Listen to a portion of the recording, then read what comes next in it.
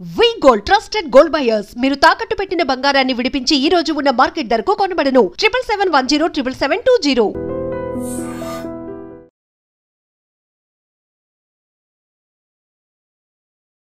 నమస్తే.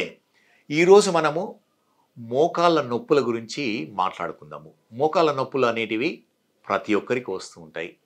చిన్న వాళ్ళకు, అడోలసెంట్ వాళ్ళకు, మధ్య వయసు వాళ్ళకు, ఎల్డర్లీ పాపులేషన్కు ప్రతి ఏజ్లో ఈ మోకాళ్ళ నొప్పులు అనేటివి చాలా కామను. కానీ ఒక్కొక్క ఏజ్లో ఒక రీజన్ వల్ల ఈ మోకాళ్ళ నొప్పులు వస్తూ ఉంటాయి. చిన్నపిల్లల్లో మోకాళ్ళ నొప్పులు రావడానికి పాసిబిలిటీ ఏంటిదంటే విటమిన్ డి డెఫిషియన్సీ వల్ల మోకాళ్ళ నొప్పులు రావడానికి ఉంటుంది. తర్వాత మాల్ న్యూట్రిషన్ అంటే ఫుడ్లో సరిగా ఉండకపోవడం వల్ల, enough proteins, enough minerals, vitamins తీసుకోకపోవడం వల్ల మోకాళ్ళ నొప్పులు వస్తూ ఉంటాయి. ఇవన్నీ నార్మల్గా ఉన్నప్పుడు గ్రోయింగ్ ఏజ్లో అంటే బిట్వీన్ 8 to 12 ఏజ్, తర్వాత 6 to 12 ఏజ్లో సడన్ గ్రోత్ స్పర్ట్ వచ్చినప్పుడు ఈ మోకాళ్ళ నొప్పులు వస్తాయి. వీటిని గ్రోయింగ్ పెయిన్స్ అంటాము. ఏమవుతుందంటే బోన్స్ సడన్గా లెంత్ అయిపోయి వాటికి అటాచ్ ఉన్న లిగమెంట్స్, మసిల్స్ కొంచెం టైం తీసుకుంటుంది. దానివల్ల ఏమవుతుందంటే ఈ లిగమెంట్ కానీ మసిల్ కానీ బోన్లో ఎక్కడ అటాచ్మెంట్ ఉందో అక్కడ కొంచెం ట్రాక్షన్ పడి ఈ నీ పెయిన్, స్పెషల్లీ మోకాలు కింద ఉన్న భాగంలో ఈ పెయిన్ వస్తుంటుంది. దాన్ని గ్రోయింగ్ పెయిన్ అంటాము. అది జనరల్లీ దానంతట అది రిజాల్వ్ అవుతుంది. కానీ చిన్నపిల్లల్లో ఆర్థరైటిస్ వల్ల కూడా మోకాళ్ళ నొప్పులు వస్తుంటాయి. దీన్ని జువనైల్ ఆర్థరైటిస్ అంటాము. జువనైల్ రుమటాయిడ్ ఆర్థరైటిస్ కూడా అప్పుడప్పుడు వస్తూ ఉంటుంది చిన్నపిల్లల్లో. ఇది ఆటో ఇమ్యూన్ డిసీజ్ కిందికి వస్తూ ఉంటుంది. మోకాళ్ళలో గుజ్జు అరిగిపోవడం వల్ల ఇది ప్రాబ్లం వస్తుంటుంది. ఏమవుతుందంటే ఈ మోకాల్ లైనింగ్ సైనోయిమ్ ఉంటుంది కదా, సైనోయిమ్లో బ్లడ్ సప్లై ఇంక్రీజ్ అయ్యి ఇన్ఫ్లమేషన్ వస్తుంది సైనోయిమ్లో. దానివల్ల ఈ గుజ్జు అనేది ఎక్సెస్ బ్లడ్ సప్లై వల్ల గుజ్జు డ్యామేజ్ అయ్యి ఆర్థరైటిస్ వస్తుంటుంది చిన్నపిల్లలు. ఇది ఇనీషియల్గానే మనము డయాగ్నోజ్ చేసి దానికి అప్రాప్రియేట్ ట్రీట్మెంట్, స్పెషల్లీ రుమటాలజిస్ట్ కానీ ఆర్థోపెడిక్ సర్జన్తో ట్రీట్మెంట్ తీసుకుంటే చాలా వరకు ఈ డిఫార్మిటీ, పెయిన్, ఈ సివియారిటీ ఆఫ్ ఆర్థరైటిస్ కంట్రోల్ చేయడానికి వీలవుతుంది. అదేవిధంగా మోకాళ్ళ నొప్పులు స్పెషల్లీ యంగ్ పీపుల్లో బిట్వీన్ మేబీ 15-30 ఇయర్స్లో వచ్చే వాళ్ళది ఒకసారి కామన్గా ఉంటుంది. ఈ మోకాళ్ళలో కాకుండా ఇది మోకాళ్ళ చిప్పలో వస్తుంటుంది. పెయిన్ ఎప్పుడు వస్తుంటుందంటే మనము మెట్లు ఎగి దిగేటప్పుడు నొప్పి వస్తుంటుంది, కింద కూర్చొని లేచినప్పుడు నొప్పి వస్తుంటుంది, జాగింగ్, రన్నింగ్ చేసినప్పుడు ఫ్రంట్ పార్ట్ ఆఫ్ ది మోకాల్లో అంటే మోకాలు చిప్ప వెనుక నొప్పి వస్తుంటుంది. దీన్ని ఏమంటామంటే కాండ్రోమలేషియా పటెల్లా అంటాము. అంటే మోకాలు చిప్ప వెనుకాల ఉన్న గుజ్జు కొంచెం డ్యామేజ్ అయ్యి సాఫ్ట్గా అయ్యి ఇర్రెగ్యులర్గా అయి నొప్పి వస్తుంటుంది. ఇది ఎందుకు వస్తుందో ఇంకా పూర్తిగా మనకు అవగాహన లేదు. కానీ దీన్ని anterior knee pain or కాండ్రోమలేషియా patella అంటాము. చాలా వరకు ఈ ప్రాబ్లము దానంతటే అది రిజాల్వ్ అవుతుంది. కొంతమందిలో ప్రాబబుల్ ఇది ప్రొలాంగ్డ్ అయి ఆర్థరైటిస్కు కూడా లీడ్ చేయడానికి వీలవుతుంది. ఈ ప్రాబ్లం ఉన్నవాళ్ళు మెట్లు ఎక్కి దిగినప్పుడు నొప్పి వస్తుంటుంది. అదేవిధంగా నాయిజీ జాయింట్ అంటే క్రెపిటస్, క్రీకింగ్ నాయిస్ వస్తుంది. కింద కూర్చొని లేచినప్పుడు, మెట్లు ఎక్కి దిగినప్పుడు మన మోకాళ్ళు ముందు అంటే ఈ మోకాలు చిప్ప వెనకాల శబ్దం వస్తుంటుంది, క్రెపిటస్ అంటాము. ఇది ఈ సర్ఫేస్ రఫ్ సర్ఫేస్గా ఫామ్ కావడం వల్ల ఈ క్రెపిటస్ అనేది వస్తుంది. ఒక్కోసారి ఇది నొప్పి కూడా ఉండదు. ఎవరికైతే నొప్పి లేదో ప్రాబబుల్ ఎవరిగా అవసరం లేదు. కానీ ఎవరికైతే నొప్పి ఉందో దీనికి ట్రీట్మెంట్ అవసరం ఉంటుంది. చాలా వరకు ఇది నాన్ ఆపరేటివ్ మీన్స్ వల్లనే ఈ సిమ్టమ్స్, ఈ కండిషను కంట్రోల్ చేయడానికి వీలవుతుంటుంది. మోస్ట్ ఆఫ్ ది ఇంపార్టెంట్ది ఎలా అంటే మన కండరాలు, మోకాలు చుట్టూ ఉన్న కండరాలు, స్పెషల్లీ థై మసిల్స్ స్ట్రాంగ్ చేయడం వల్ల ఏమవుతుందంటే ఈ మోకాలు చిప్ప ప్రొటెక్ట్ అవుతుంది, మోకాలు ప్రొటెక్ట్ అవుతుంది. అదేవిధంగా హెల్దీ డైట్ అనేది చాలా ఇంపార్టెంట్. మన మోకాల్లో ఉన్న గుజ్జుకు కావాలంటే గుడ్ క్వాలిటీ ప్రోటీన్ కావాలి. మీట్, పప్పులు, డ్రై ఫ్రూట్స్ ఇటువంటివి, పీనట్స్ ఇటువంటివి తినడం వల్ల మనకు గుడ్ క్వాలిటీ ప్రోటీన్ అందుతుంది. అదేవిధంగా ఫ్రెష్ వెజిటబుల్స్, ఫ్రెష్ ఫ్రూట్స్ తినడం వల్ల ఎనఫ్ మినరల్స్, కాల్షియము మనకు అందుబాటులో ఉంటుంది. అదేవిధంగా విటమిన్ డి సప్లిమెంటేషన్ కూడా అవసరం ఉంటుంది. So most of the time ఈ యంగ్స్టర్స్లో వచ్చే నీ పెయిన్ చాలా వరకు తక్కువ అవుతుంది ట్రీట్మెంట్ తీసుకోవడం వల్ల. ఓసారి ఏమవుతుందంటే కొందరికి కంటిన్యూస్ పెయిన్ ఉంటుంది, మెట్లు ఎక్కడ దిగులో ఇబ్బంది, నడుస్తూ కింద పడడానికి పడినట్టు అనిపిస్తుంటుంది. సో ఇది ఎవరికి అవుతుందంటే ఎవరికైతే యాక్సిడెంటో ఇంజురీ అయ్యి నడుస్తున్న సోసారి స్లిప్ అయిపోయి మోకాలు దెబ్బతినడం వల్ల, టూ వీలర్లో యాక్సిడెంట్ కావడం వల్ల, స్పోర్ట్స్ ఇంజురీస్ వల్ల ఏమవుతుందంటే ఇంజురీ అయిన తర్వాత నొప్పి వస్తుంది, స్వెల్లింగ్ వస్తుంటుంది, డాక్టర్ దగ్గరికి వెళ్తారు, ఎక్స్రే తీయించుకుంటారు. ఎక్స్రేలో చాలా వరకు నార్మల్గా ఉంటుంది, ఎందుకంటే బోన్ ఏం విరగలేదు. కానీ మోకాల్లో ఉన్న లిగమెంట్స్ కానీ కార్టిలేజ్ కానీ డ్యామేజ్ కావడం వల్ల ఈ పెయిన్ కానీ స్వెల్లింగు, ఈ స్టిఫ్నెస్, లాకింగ్ సెన్సేషను ప్రొలాంగ్ అవుతుంటుంది. ఇది చాలా ఇంపార్టెంట్. ఇది ఇనీషియల్గానే డయాగ్నోజ్ చేసి ట్రీట్మెంట్ చేయడం వల్ల most of the time ACL ligament కానీ కార్టిలేజ్ కానీ డ్యామేజ్ కావడం వల్ల ఈ సిమ్టమ్స్ ఉంటాయి. అందుకని ఎవరికైతే ఇంజురీ ఉండి నొప్పి కానీ స్వెల్లింగ్ కానీ లాకింగ్ కానీ గివింగ్ వే సెన్సేషన్ ఉందో వారు ఎంఆర్ఐ స్కాన్ తీసుకోవడం చాలా ఇంపార్టెంట్. ఎంఆర్ఐ స్కాన్ తీసుకుంటే మనకు ఈ లిగమెంట్ డ్యామేజ్ కానీ కార్టిలేజ్ డ్యామేజ్ కానీ డయాగ్నోజ్ అవుతుంది. దాన్ని మనం ఇమీడియట్గా ట్రీట్మెంట్ తీసుకోవడం వల్ల ఫర్దర్ డ్యామేజ్ ప్రివెంట్ అవుతుంది, ఆర్థరైటిస్ ప్రివెంట్ చేయడానికి వీలవుతుంది. దీన్నే జాయింట్ ప్రిజర్వేషన్ అంటాం. అంటే మన జాయింట్ని మనం ప్రొటెక్ట్ చేసుకోవడము, నార్మల్ కార్టిలేజ్, నార్మల్ లిగమెంట్స్ని హెల్దీగా మెయింటైన్ చేయడం వల్ల మన నీ జాయింట్ చాలా వరకు హెల్దీగా ఉంటుంది. ఇక వస్తే మిడిల్ ఏజ్లో, ఎల్డర్లీ ఏజ్లో ఆస్టియో ఆర్థరైటిస్ అంటాం. అరుగుదల వల్ల నీ పెయిన్ వస్తుంటుంది. ఇది ఎందుకు వస్తుందో ఎవరికి తెలియదు, కానీ ఏమవుతుందో మాత్రము మనకు బాగా అండర్స్టాండింగ్ ఉంది. డే టు డే యాక్టివిటీస్ వల్ల ఏమవుతుందంటే మైనర్ ఇంజరీస్ వల్ల ఈ మోకాలు గుజ్జు అనేది కొంచెం డ్యామేజ్ అవుతుంది. నార్మల్ పీపుల్లో ఈ మోకాలు గుజ్జు అనేది దానంతట అదే రిపేర్ అవుతుంది, మనకు ఆ కెపాసిటీ ఉంటుంది. ఎవరిలో అయితే ప్రీడిస్పోజిషన్ ఉందో, ఎవరికైతే ఆర్థరైటిస్ టెండెన్సీ ఉందో ఈ రిపేర్ మెకానిజం అనేది ఫెయిల్ అవుతుంది. అంటే ఆ రిపేర్ చేయలేకపోతారు. మనకు స్కిన్ చిన్న ఇంజరీ అయినప్పుడు దాని తర్వాత రిపేర్ అవుతుంటుంది. కానీ అదేవిధంగా నీ జాయింట్లో కూడా ఈ రిపేర్ కాకపోతే ఏమవుతుందంటే ఈ ఆస్టియో ఆర్థరైటిస్ అనేది వస్తుంది. దీని సిమ్టమ్స్ చాలా వరకు ఏంటంటే ఇనీషియల్గా పెయిన్ వస్తుంది. పెయిన్ ఎప్పుడు వస్తుందంటే మెట్లు ఎక్కి దిగడము, కింద కూర్చొని లేచినప్పుడు, ప్రొలాంగ్డ్ వాకింగ్ అప్పుడు నొప్పి వస్తుంది. ఇనీషియల్ స్టేజెస్లో స్వెల్లింగ్ వస్తుంది.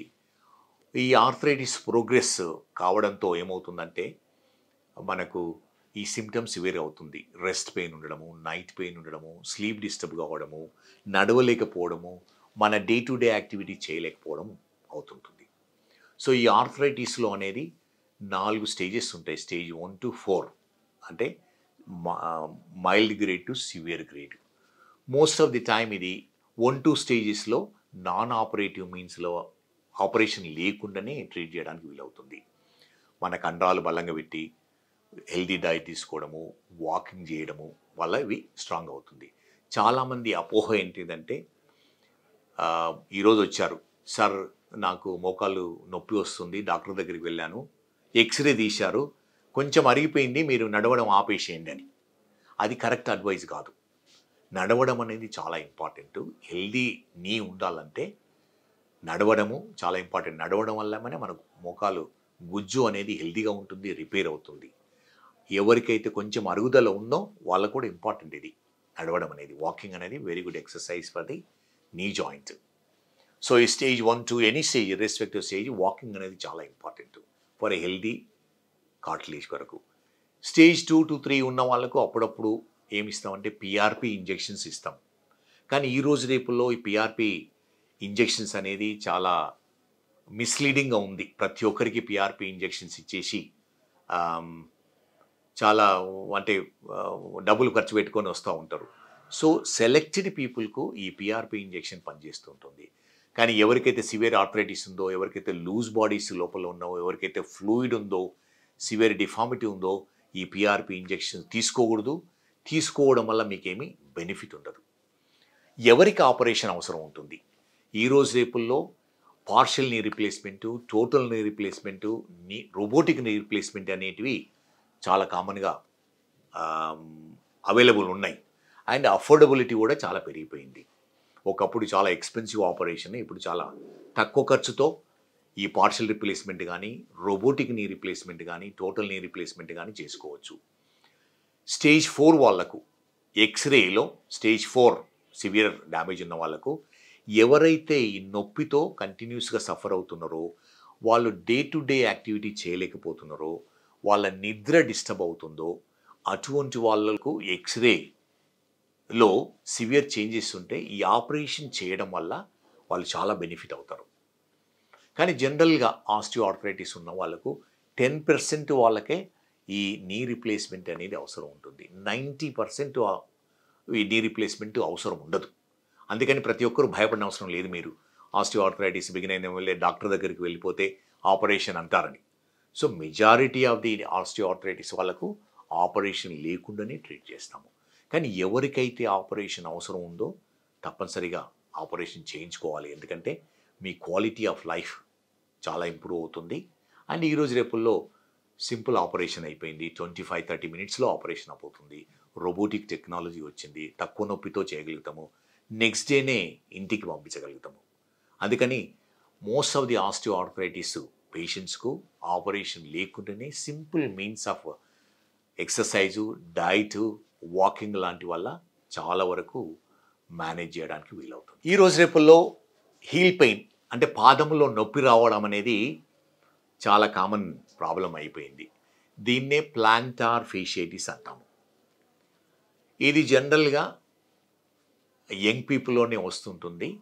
పాదం వెనికి భాగంలో హీల్ కింద నొప్పిగా ఉంటుంది, స్పెషల్లీ నడిచేటప్పుడు. ఈ నొప్పి మార్నింగ్ టైంలో ఎక్కువ ఉంటుంది. బెడ్ నుంచి దిగినప్పుడు కింద కాలు పెట్టాలంటే ఇబ్బందికరంగా నొప్పిగా ఉంటుంది.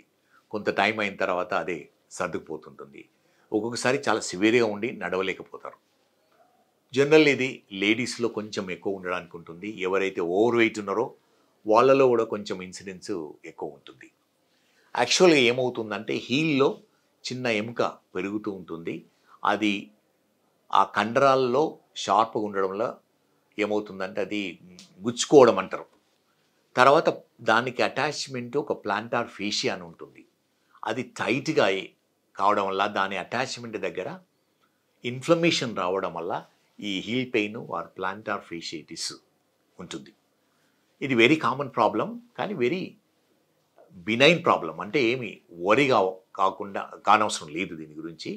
చాలా వరకు ఇది దానంతటే అది తక్కువ అవుతుంది. సింపుల్ రెమెడీస్ వల్ల, సింపుల్ ట్రీట్మెంట్ మెజర్స్ వల్ల మనకు హీల్ అవుతుంది. ఇది తక్కువైపోతుంది. Operation major 99% of the time surgery అవసరం ఉండదు దీనికి.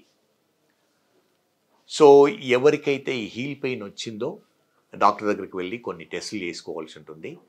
ఎక్స్రే తీసుకోవడం వల్ల ఏమవుతుందంటే మనకు తెలుస్తుంది. ఎక్స్రేలో చిన్న హీల్ దగ్గర ఎముక పెరిగి ఉంటుంది. యూరిక్ యాసిడ్ చేయించుకోవాలి. అదేవిధంగా రొమటాయిడ్ ఆర్థరైటిస్, తర్వాత యాంకిలోజింగ్ స్పాండిలైటిస్ అని back bone, hip joints effect అయ్యే డిసీజ్ కూడా ఒకసారి హీల్ పెయిన్ వస్తూ ఉంటుంది. సో ఈ కండిషన్స్ అన్నీ డాక్టర్ దగ్గరికి వెళ్ళి సింపుల్ టెస్ట్ల వల్ల రూల్ అవుట్ చేయడానికి వీలవుతుంది. సో ఏ అసోసియేటెడ్ కండిషన్ లేకుండా ఓన్లీ ప్లాంటార్ ఫేషియటిస్ ఉంటే సింపుల్ రెమెడీస్తో దీన్ని ట్రీట్ చేయొచ్చు. మెయిన్లీ మన ఫుట్వేర్, సాఫ్ట్ ఫుట్వేర్ ఉండాలి. హీల్ కింద ఒక సిలికాన్ హీల్ ప్యాడ్ అని దొరుకుతుంది. అది వేసుకోవడం వల్ల ఏమవుతుందంటే ఆ ప్రెషర్ మొత్తం డిస్ట్రిబ్యూట్ అయ్యి ఈక్వల్గా నొప్పి తక్కువ అవుతుంది. అదేవిధంగా బేర్ ఫిట్ వాకింగ్ తగ్గించాలి. ఇంట్లో కూడా సాఫ్ట్ స్లిప్పర్స్ వేసుకొని నడవాలి. దానివల్ల రిలీఫ్ దొరుకుతుంది. అదేవిధంగా కొన్ని స్ట్రెచ్చింగ్ ఎక్సర్సైజ్ అంటాం. ఏమంటే బటన్ వేలును స్ట్రెచ్ చేసి ఎక్కడైతే నొప్పి వస్తుందో ఆ లిగమెంట్ ఉంది కదా దానిపైన సింపుల్ ప్రెషర్ పెట్టి స్ట్రెచ్ చేయడం వల్ల ఏమవుతుందంటే లేచిన వెంబడే మార్నింగ్ ఈ పెయిన్ రిలీఫ్ వస్తూ ఉంటుంది. లోకల్ అనాల్జెసిక్ క్రీమ్ వల్ల కూడా రిలీఫ్ వస్తుంటుంది. కొంచెం నొప్పి ఎక్కువ ఉన్నప్పుడు సింపుల్ పెయిన్ కిల్లర్స్ డోలో లాంటిది వేసుకోవడం వల్ల కూడా రిలీఫ్ వస్తుంటుంది. వాకింగ్ అనేది ఇంపార్టెంట్. ఎవరైతే ఓవర్ వెయిట్ ఉన్నారో వెయిట్ తగ్గించడం వల్ల కూడా ఈ సిమ్టమ్స్ రిలీఫ్ అవుతుంటుంది. ఈ ప్లాంటార్ ఫేషియైటిస్ అనేది వెరీ బినైన్ కండిషన్, అంటే వరి కానవసరం లేదు దీని గురించి. సింపుల్ రెమెడీస్, మన footwear, simple exercises, weight reduction, diet వల్ల చాలా వరకు ఈ సిమ్టమ్స్, ఈ కండిషను రిలీఫ్ వస్తుంది. వైటమిన్ డి డెఫిషియన్సీ ఎలా వస్తుంది, దాని సిమ్టమ్స్ ఎలా ఉంటాయి, ఎలాంటి జాగ్రత్తలు తీసుకోవాలి, దీనికి ట్రీట్మెంట్ ఎలా ఉంటుంది, దాని గురించి డిస్కస్ చేద్దాం. విటమిన్ డి డెఫిషియన్సీ అనేది చాలా కామన్ ప్రాబ్లం ఈరోజు రేపుల్లో, స్పెషల్లీ యంగ్స్టర్స్లో. ఈ ఐటీ జాబ్స్ వల్ల, ఇండోర్ ఏసీలో పనిచేయడం వల్ల సన్ ఎక్స్పోజర్ అనేది చాలా తక్కువ ఉంటుంది. దానివల్ల ఏమవుతుందంటే ఈ విటమిన్ డెఫిషియన్సీ చాలా కామన్ ప్రాబ్లం అయిపోతుంది. విటమిన్ డి డెఫిషియన్సీ ఎందుకు వస్తుందంటే, జనరల్గా మనము సన్లో ఎక్స్పోజ్ అయితే మన స్కిన్లో ఉన్న కొలెస్ట్రాల్ విటమిన్ డిగా కన్వర్ట్ అవుతుంది. ఈ సన్ ఎక్స్పోజర్ అనేది 10 AM 3 PM మధ్యన అరౌండ్ 30 to 40 minutes ఎక్స్పోజర్ ఉంటే కానీ మనకు సఫిషియంట్ విటమిన్ డి ప్రొడక్షన్ అవుతుంది. అదర్వైజ్ చాలా వరకు ఈ విటమిన్ డి డెఫిషియన్సీ వస్తూ ఉంది. ఈ ఐటీ ప్రొఫెషనల్లో, తర్వాత హాస్పిటల్లో పనిచేసే స్టాఫ్లో, స్పెషల్లీ డాక్టర్స్లో కూడా ఇది వెరీ కామన్ ప్రాబ్లం. ఇంతకుముందు మనం విటమిన్ డి అనేవాళ్ళము, కానీ ఇది విటమిన్ కాకుండా విటమిన్ డి అనేది హార్మోన్ కింద కన్సిడర్ చేస్తూ ఉన్నాము. ఎందుకంటే ఈ విటమిన్ డి అనేది బాడీలో ఉన్న ఎన్నో ఆర్గాన్స్ను, పార్ట్స్కు హెల్ప్ చేస్తూ ఉంటుంది. అదేవిధంగా దీని డెఫిషియన్సీ వల్ల మన ఎన్నో సిస్టమ్స్ పైన ఎఫెక్ట్ అవుతుంది. సో విటమిన్ డెఫిషియన్సీ వల్ల ఏమవుతుంది, ఇనీషియల్ ఏమవుతుందంటే జనరలైజ్డ్ బాడీ పెయిన్స్ వస్తాయి, specially bony pains, muscle pains, muscle aching రావడము, తొందరగా అలసట రావడము, ఫ్యాటిగ్ తొందర రావడము, తర్వాత కొంత ఇరిటబిలిటీ రావడము ఉంటుంది. తర్వాత ప్రతి సిస్టమ్ కూడా ఎఫెక్ట్ అవుతుంది ఈ విటమిన్ డి డెఫిషియన్సీ వల్ల. అందుకని ఈ విటమిన్ డి అనేది మన బాడీకి చాలా యూస్ఫుల్. దీని డెఫిషియన్సీని కరెక్ట్ చేసుకోవాలి. ఒకవేళ విటమిన్ డి డెఫిషియన్సీ చిల్డ్రన్లో, అంటే గ్రోయింగ్ ఏజ్ వాళ్ళలో వస్తే బోన్స్ సాఫ్ట్గా అయ్యి డిఫార్మిటీస్ వస్తుంటాయి. మీరు చూసింటారు ఊర్లలో కానీ, తర్వాత బస్తీలలో చిన్నపిల్లలకు మోకాళ్ళు వంగి ఉండడము, తర్వాత ఛాతీ డిఫార్మిటీ ఉంటుంది, ఒక్కోసారి స్కల్ కూడా కొంచెము డిఫార్మిటీ ఉండడానికి ఉంటుంది. ఇది ఎందుకు అవుతుందంటే విటమిన్ డి డెఫిషియన్సీ వల్ల బోన్ ఫార్మేషను సరిగా కాదు. స్పెషల్లీ మనము లాంగ్ బోన్స్, అంటే నడిచే వెయిట్ బేరింగ్ బోన్స్లో బోను స్ట్రాంగ్గా లేకపోవడం వల్ల అవి వంగిపోతుంటాయి. బో నీస్ అంటాము, నాక్ నీస్ అంటాము. సో ఇది మనము తొందరగా గుర్తించి ట్రీట్ చేయడం వల్ల ఏమవుతుందంటే ఈ డిఫార్మిటీ ఆపరేషన్ లేకుండానే పూర్తిగా కరెక్ట్ చేయడానికి వీలవుతుంది. అడల్ట్స్లో అయితే ఈ డెఫిషియన్సీ వల్ల జనరల్లీ అన్ఎక్స్ప్లెయిన్డ్ పెయిన్స్ వస్తూ ఉంటాయి. బోనీ పెయిన్, బోన్ టెండర్గా ఉండడము, మసిల్ ఏకింగ్, ఈజీగా అలసిపోవడం అనేది ఉంటుంది. సో ఇది చాలా వరకు, అంటే మనకు ఎనఫ్ వైటమిన్ డి కావాలి అంటే ఇంతకుముందు చెప్పినట్టు ఈ మనము స్కిన్లో ఉన్న cholesterol ultra violet rays vitamin డిగా కన్వర్ట్ అవుతుంటుంది. దీని కొరకని మనము sun exposure important. Sun exposure generally 10 AM నుంచి 3 PM మధ్యనే ఈ అల్ట్రా వైలెట్ రేస్ అవైలబుల్ ఉంటాయి. సో ఆ టైంలో 40 minutes కూర్చోవడం అనేది ప్రాబబుల్లీ అందరికీ వీలు కాకపోవచ్చు. అందుకని బెస్ట్ వే ఆఫ్ సప్లిమెంటేషన్ కానీ, treatment of vitamin D deficiency కానీ మనము ఎనఫ్ విటమిన్ డి తీసుకోవడము. జనరల్గా అడల్ట్కు 60,000 యూనిట్స్ వీక్లీ ఒకసారి తీసుకుంటే చాలా వరకు మనలో ఉన్న డెఫిషియన్సీ కరెక్ట్ అవుతుంది. చిన్నపిల్లలకు పీడియాట్రిషియన్ ఒపీనియన్ తీసుకొని ప్రాబబ్లీ అప్పుడప్పుడు ఇంజెక్షన్ తీసుకోవాల్సి ఉంటుంది, వాటి డెఫిషియన్సీని బట్టి, డోసును బట్టి.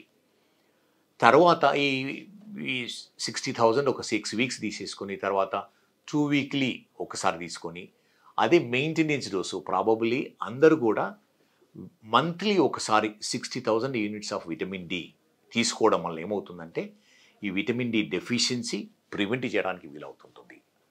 Good thing about vitamin D deficiency ఏంటంటే ఒకసారి మన బాడీ లెవెల్కు విటమిన్ డి ఎనఫ్ లెవెల్లో ఉంటే ఈ సిమ్టమ్స్ అన్నీ రివర్సిబుల్ అయ్యి నార్మల్ కావడానికి వెరీ గుడ్ ఛాన్స్ ఉంటుంది.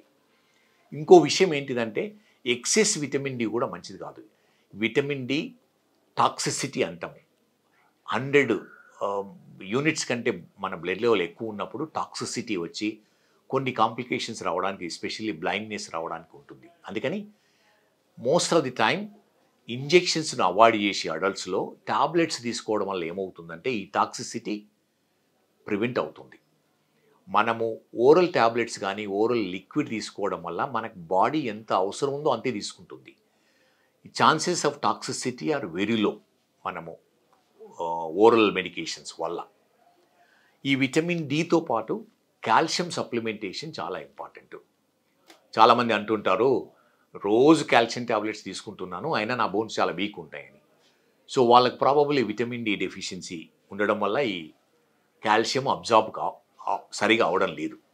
ఈ విటమిన్ డి ఏం చేస్తుందంటే మన ఉన్న ఫుడ్లో ఉన్న కాల్షియాన్ని మన గ్యాస్ట్రోఇంటెస్టైన్ అంటే జిఐటీలో అబ్జార్ప్షన్కు హెల్ప్ చేస్తూ ఉంటుంది.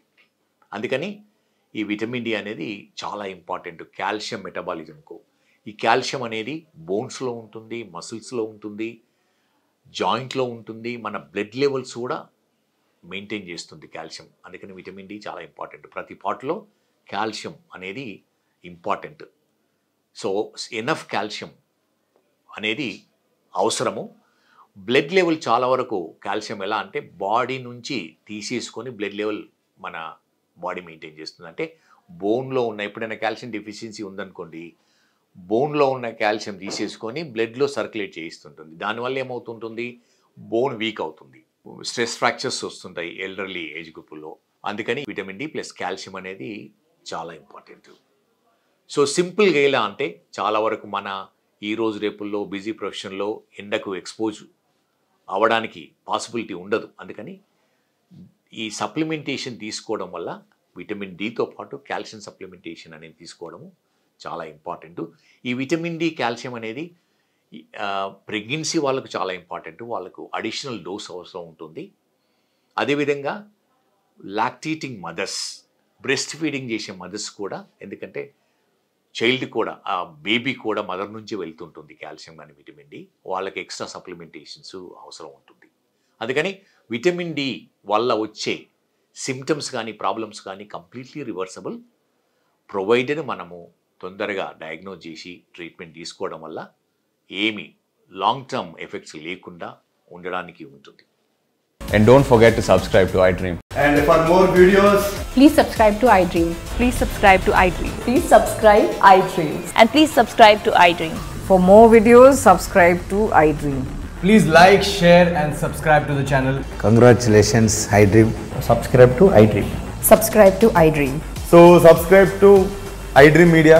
iDream ki iDream team andarki huge congratulations. Please subscribe iDream Media. Please subscribe to iDream.